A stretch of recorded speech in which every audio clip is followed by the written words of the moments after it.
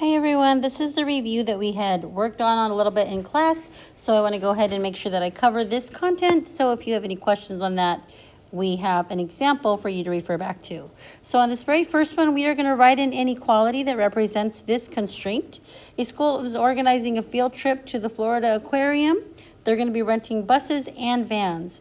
Each van can hold 15 students, each bus can hold 30 students. So the school needs to transport at least 300 students. So if I wanted to write an inequality or a constraint for this example, I know that our total is going to be at least 300. Okay? So 300, we have to think about whether that's going to be our smallest number or our biggest number.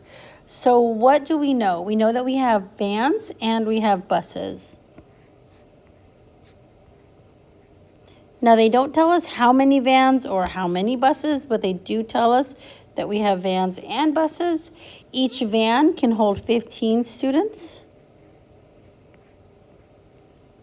Each bus can hold 30 students.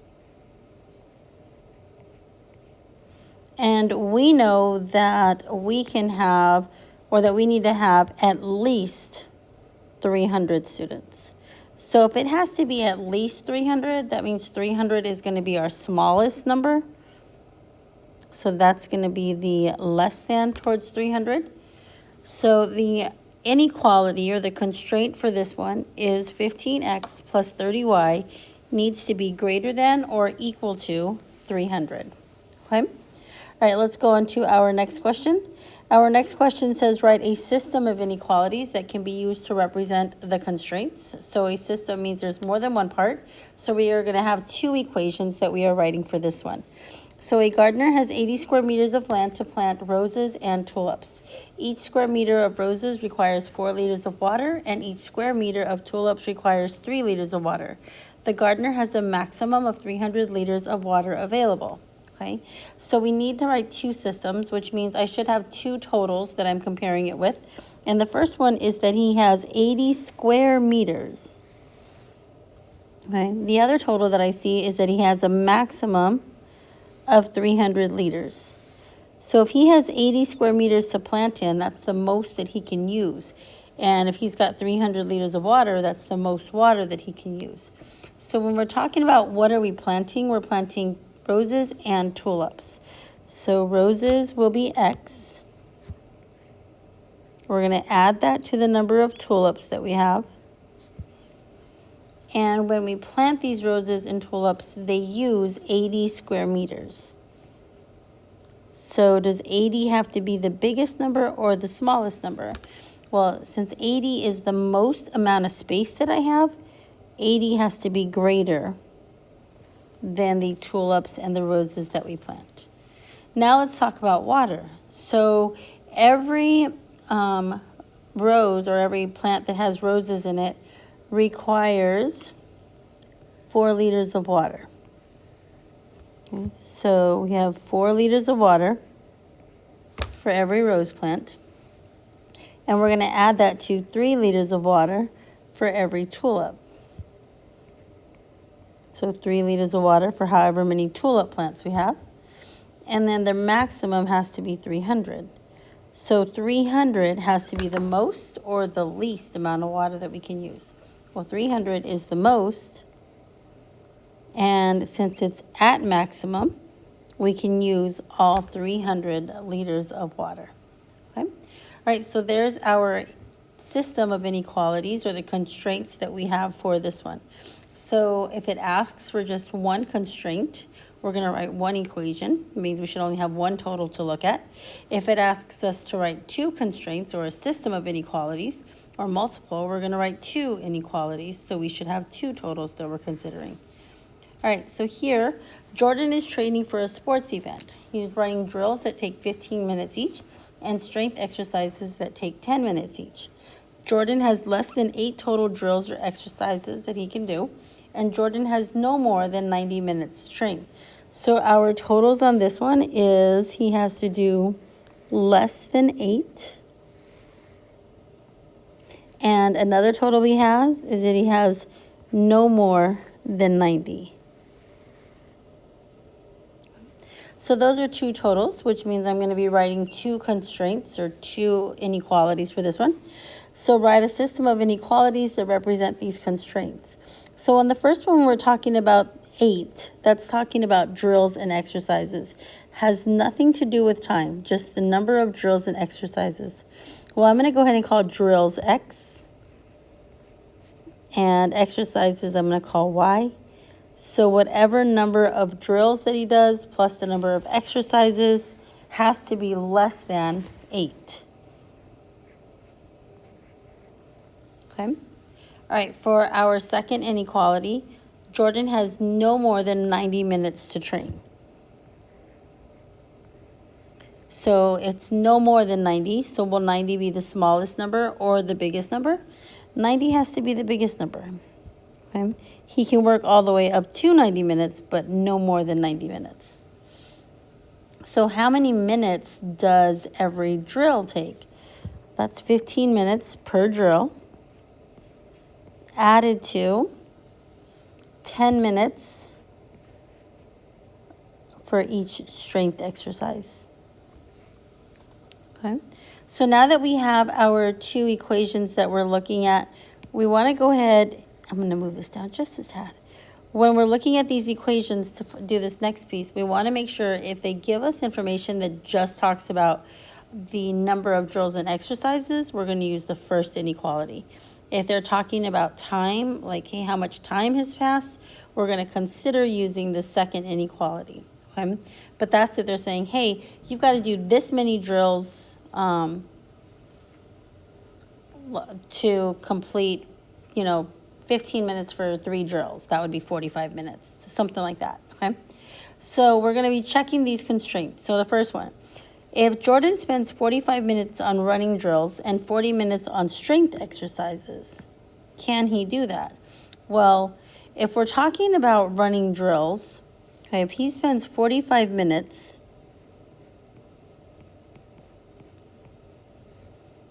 drills, he has 45 minutes on drills. How long does it take him to run each drill? Well, it takes him 15 minutes to run each drill. So 45 divided by 15 means that he's completed 3 drills. If he spent 45 minutes on the drills, that means he's done 3 drills. Okay? So if he spends 45 minutes on running drills, that's the first part. Now we also have to look at what if he spends 40 minutes on strength exercises?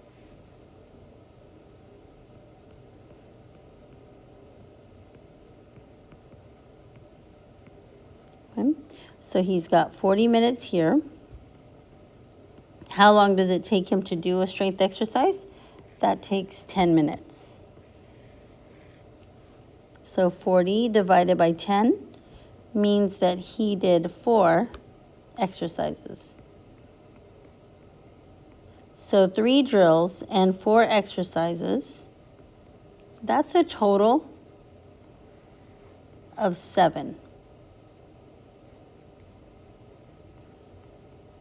Now when I look back at our equations, it said that he has to do less than 8. And it tells us that here as well. He has to complete less than 8. So is 7 less than 8? Yes. So will the first one be a viable solution? Yes, it is. Okay. All right, now what about this second one here? The second one says that Jordan completes 1 running drill and 4 strength exercises. I'm going to go ahead and use, you can use either one. We're going to check them both, okay? But I'm going to put in 1 for the drills, the running drills, so that's 1 for X, and then 4 for strength exercises, so that's 4 for Y. So if I have 1 plus 4, is that less than 8? Yes, it is, because 5 is less than 8. So far, this is a valid solution. Now we can also check that second equation by doing 15 times 1 plus 10 times 4, and it should come out to less than or equal to 90. So that's 15 plus 40, and that gives me 55. So 55 is less than or equal to 90. So the second one is also viable. All right, we have one more to check. What if Jordan completes 3 running drills and 3 exercises? So if I have 3 running drills plus 3 exercises, that has to be less than 8. That is true. Okay, so 6 is less than 8. So that part is still valid. Now let's check the other equation. So I have 15 times 3 plus 10 times 3. And that needs to be less than or equal to 90. Okay? So 15 times 3 is 45. 10 plus 3, or times 3 is 30. That gives me 75, which is less than or equal to 90, which means that C is also viable.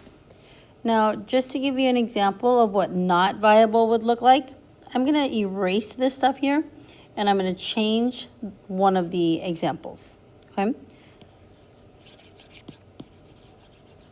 All right, so on this one, I'm going to go ahead and say, what if I converted this to, let's say, 8 running exercises, okay? And I said 0, or running drills, and 0 exercises. Could he do that? Okay, so let's try that. If I have 8 plus 0,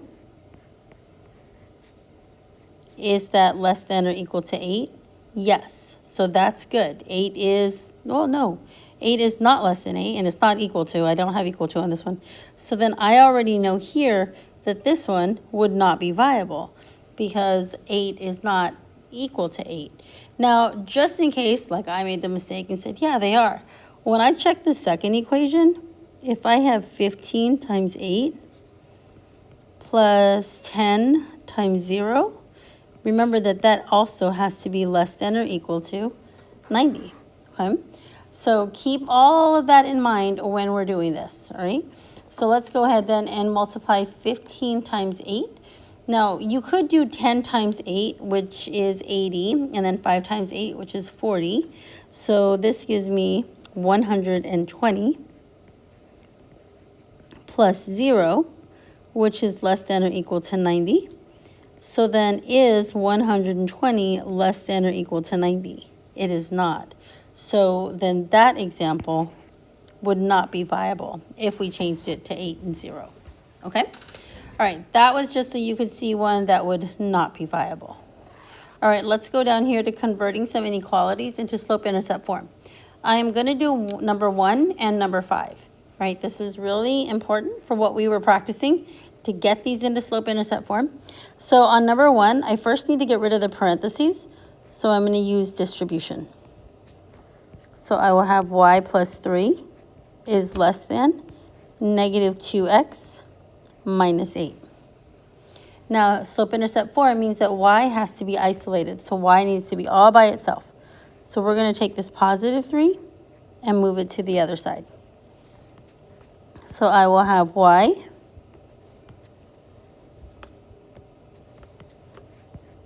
is less than negative 2x minus 8, and then it's a negative 3 now. So y is less than negative 2x minus 11. That's turning it into slope-intercept form. From there, I could see that b equals negative 11. The slope is negative 2 over 1. And that this one is going to be a dashed line. And we're going to shade below that line. Okay? So you want to turn these into slope-intercept form if you're looking for those pieces.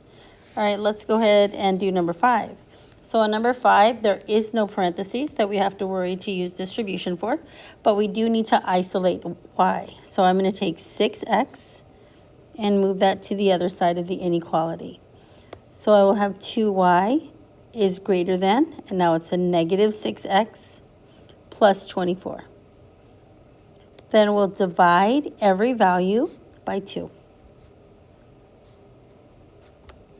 And we will have y is greater than negative 3x plus 12.